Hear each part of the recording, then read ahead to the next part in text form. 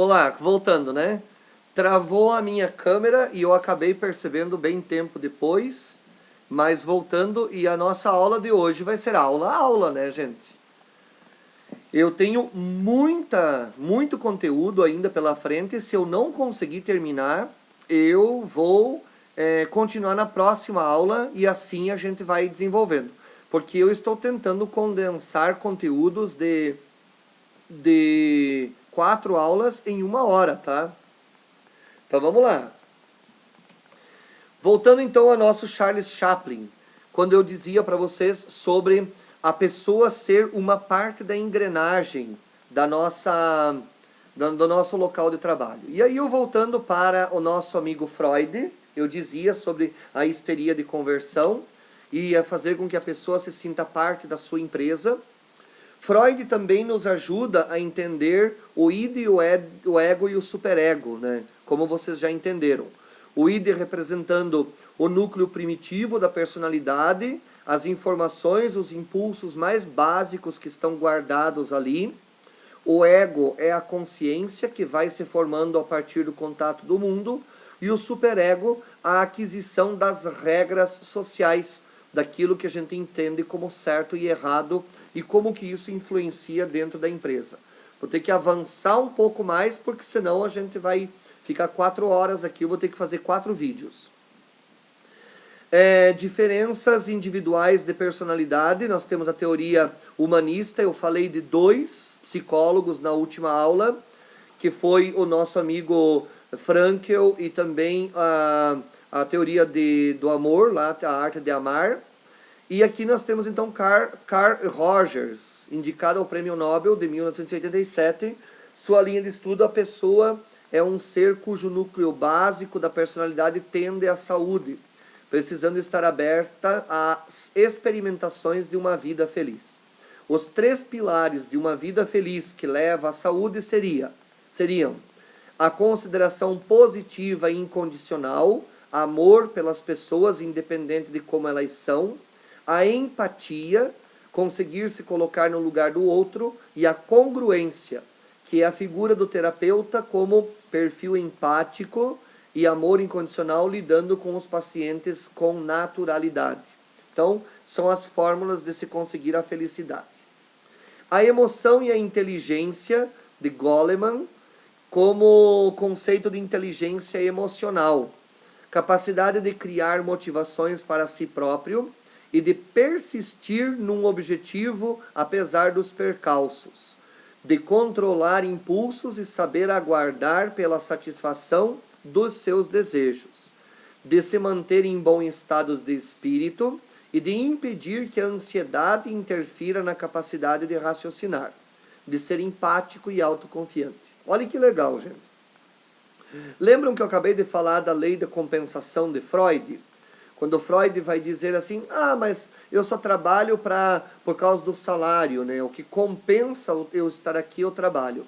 Goleman vai desenvolver a inteligência emocional, que significa racionalizar algumas coisas. Então, se eu tenho que viver isso nesse momento, por que eu não vou viver bem? Por que eu não vou viver com satisfação? Né? Então, essa capacidade de raciocinar o momento em que você está vivendo, inclusive de aceitação daquelas situações às quais você é submetido. E aqui então nós começaríamos a segunda parte da nossa aula de hoje, que seria a questão do conflito de gestão, né? Como que nós fazemos gestão de conflitos em nossas empresas, a partir da organização do trabalho, clima de valorização, superação de desafios, qualificação permanente, felicidade profissional. De Jours é um pensador, 1986, ele vai escrever o papel da organização do trabalho para a relação de efeitos positivos e negativos, que pode exercer sobre o funcionamento psíquico do trabalhador. E os conceitos básicos seriam a divisão de tarefas e a divisão de pessoas. Tá? Então ele trabalha essa questão da organização no trabalho para que as pessoas se sintam bem, né? Principalmente psiquicamente falando, as pessoas se sintam bem dentro do seu local de trabalho. Não vou explicar, né? Porque isso não é não diz respeito ao fruto de interesse, mas para você saber então que a psicologia trabalha com esse tipo de organograma mental na questão da organização também do bem-estar psicológico daqueles que trabalham. Então, quais são as divisões de tarefas? Primeiro, trabalho que deve ser executado dentro de um prazo, trabalho que deve ser feito por dever ou necessidade, e trabalho que deve ser remunerado por unidade de serviço e empreitada. O conteúdo das tarefas precisa ser organizado de modo operatório. Nós teríamos a organização formal e real, e o descompasso entre organização formal e real oferece o sofrimento mental. É uma forma de organizar, de dividir as tarefas para que as pessoas saibam que elas precisam viver bem dentro desta realidade.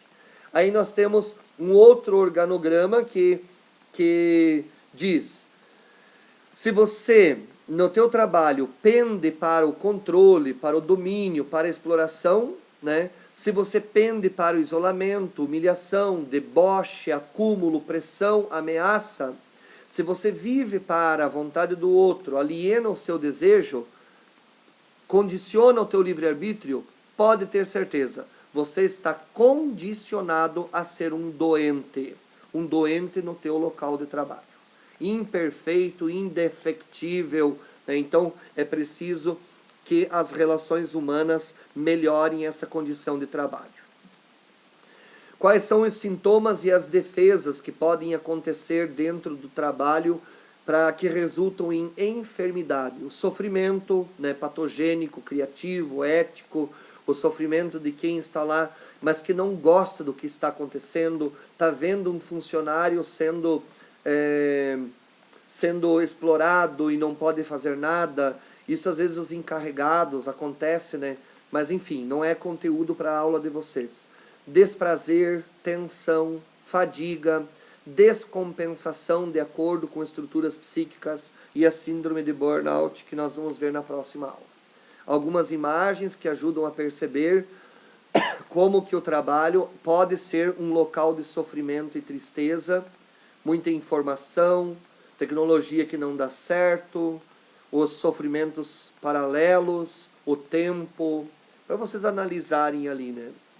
O trabalho patológico ou criativo, nós teríamos o equilibrante, por exemplo, de um lado a impossibilidade de flexibilização, patogênico, reorganização profissional e gestão de estresse. Do outro lado, a flexibilização, que gera um sofrimento criativo, uma fonte de prazer e uma sublimação. Nos dois você chega a um equilíbrio, se bem que no primeiro o equilíbrio é sofrimento. Você passa por um processo patogênico, reorganiza e chega a uma aceitação. Não, eu vou sofrer aqui mesmo, eu preciso desse emprego. E do outro lado você vai dizer, não, eu estou aqui, eu vou absorver isso para mim e eu quero transformar isso em fonte de prazer. Então, tudo depende de como nós carregamos os nossos fardos do dia a dia. Nós temos a Associação Nacional, que mantém a questão da saúde no trabalho, né? Associação Nacional de Medicina no Trabalho, que diz que o pior de tudo para o ambiente de trabalho são os 5 maiores problemas para o trabalho seriam: em primeiro lugar, ambientes insalubres e substituição por robôs. É a primeira coisa identificada pela Agência Nacional de Medicina para o Trabalho. Diz que o primeiro grande problema é esse, né? Os trabalhos insalubres e a substituição por robô. Outra é a questão do trabalho escravo, que as pessoas ainda se mantêm em trabalho escravo. Terceiro, a exploração infantil. Quarto, o excesso de atestados médicos. E 5, estresse, depressão e burnout, né, que são os 5 problemas identificados no ambiente de trabalho. Vamos ver então o que é sofrimento voltado para o trabalho. Os sofrimentos insuspeitos não se apresentam de uma maneira uníssona. Segundo o pensamento de Dejors, eles estão associados a fatores históricos, laborativos e aqueles favoráveis ou não para a vida do trabalhador, relacionados à própria vida humana ou do trabalho, não discriminados como sofrimento singular, herdado na história psíquica do indivíduo, sofrimento atual que ocorre quando há o reencontro do sujeito com o trabalho, sofrimento criativo quando o sujeito produz soluções favoráveis para a vida e para a saúde, e sofrimento patogênico, contrário do sofrimento criativo, é aquele que o indivíduo desenvolve soluções desfavoráveis para a sua vida, como por exemplo a compensação, né? Eu odeio o meu trabalho, por isso que depois do trabalho eu passo no bar e encho a minha cara. O trabalho é fonte de prazer ou fonte de sofrimento? Essa é a grande pergunta, né? Qual é o perfil esperado, exigido dos profissionais na atualidade? Nós temos aí o que é discutido nos ambientes de trabalho: o comportamento do indivíduo, sua qualificação, seu comprometimento, o nível ético e como ele é receptivo. Falamos de relações interpessoais e intrapessoal. A aula de hoje é muito longa. Nas relações intrapessoais é quando o indivíduo se relaciona consigo mesmo, seus desejos, angústias, percepções, conflitos, alegrias, como ele se relaciona com os seus próprios sentimentos. A partir dos estímulos internos é que nos mostramos ao mundo. A relação consigo mesmo é de extrema importância. Pode-se dizer que é o alicerce. E aí está, né, para identificar como que você se vê no teu trabalho. Quando você se vê no espelho, qual é a imagem que você tem de você? Um fracassado ou um todo-poderoso? Qual é a percepção que nós temos de nós mesmos? Qual é a imagem que passamos para as outras pessoas? A imagem que nós passamos para as outras pessoas é exatamente a imagem que nós temos de nós mesmos. O que o nosso comportamento nos traz como consequências? Como está a minha relação comigo mesmo? O meu curtograma? O meu nível de curtir as coisas que eu digo? Eu curto as coisas que eu faço? Eu curto as coisas que eu desenvolvo, né? Eu gosto de mim mesmo. Olha que pergunta interessante para a psicologia. Eu gosto de mim mesmo? Eu gosto da minha vida? Eu gosto da minha família? Eu gosto do meu cantinho, do meu quarto? Eu gosto do meu jardim? A palavra gostar é um gostograma, né? Como que está o nível do meu gostograma? Relações interpessoais são aquelas que se referem à minha relação com os outros. Em torno destas relações é que se geram os conflitos de interesse. A base de troca existente nas relações interpessoais é sempre o comportamento. Por meio dele avaliamos as pessoas e as suas concepções. E aí nós temos, por exemplo, comportamentos amorosos. Como que eu desenvolvo o meu comportamento a partir do hobby, diversão, felicidade? Qual é o nível de importância que eu dou para minha família?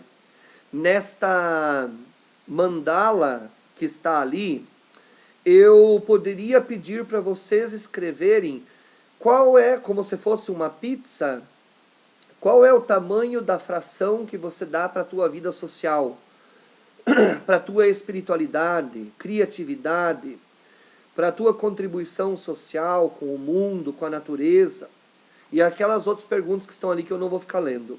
Existe um filósofo chamado Emmanuel Monnier, e ele fala do equilíbrio.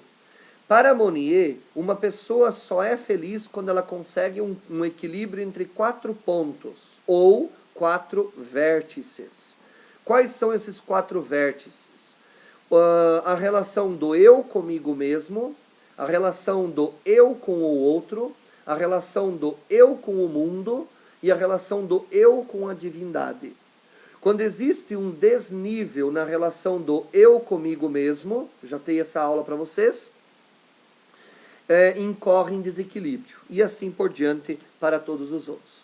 O que te motiva para você trabalhar? Um carro novo? comida, uma casa, uma viagem, uma vida espiritual? O que te motiva? A motivação serve para garantir, para buscar objetivos e para manter o foco. A motivação é diferente de estímulo ou de incentivo. O estímulo é de fora, né? Quando alguém vai lá e diz, vai, coragem, você vai conseguir. E a motivação é de dentro. Uma pessoa automotivada geralmente é muito bem sucedida em suas relações, de modo geral, familiares, profissionais e sociais. Maslow fala sobre as necessidades de motivação, que é aquela que surge de dentro de você mesmo. É o up que você dá para a tua própria vida. A motivação é uma espécie de sentimento em que você diz, eu sou capaz, eu posso, eu consigo, eu quero, né? Sem ser egoísta, egolátrico, egocêntrico, mas você passa a determinar, né? Eu gosto disso, portanto, eu vou lutar e vou conseguir. Para Maslow, vocês vão ter então a relação pessoal, como que a pessoa se relaciona, através da moralidade, da criatividade, espontaneidade e assim por diante. A pessoa desenvolve a autoestima, confiança, respeito aos outros, o nível de amor e relacionamento, como vai a amizade, família, questões sexuais, na segurança, o corpo, o emprego, como que eu mantenho as minhas questões, né? E na fisiologia, a base da pirâmide, como eu cuido do meu corpo, da minha vida sexual, da minha homeostase e também de todos os cuidados com a minha fisiologia. Só as necessidades motivam o comportamento humano. Elas são individuais. Não tem como eu ser motivado por você. Eu sou motivado por mim mesmo. Além disso, vale lembrar que um homem uma mulher saudável é motivado. Vai que você consegue. Isso não é motivação, isso é incentivo, né? Vai que você consegue. A motivação nasce de dentro. Eu vou conseguir. É importante compreender a motivação, porque ela influenciará diretamente os nossos comportamentos. Uma pessoa motivada, ela vai e faz. Uma pessoa desmotivada, ela estraga. Estraga a máquina, inclusive. É importante também que esteja sempre atento às suas motivações, comportamentos e temperamento. E aqui, então, no temperamento, eu vou trazer uma coisa bem legal para vocês.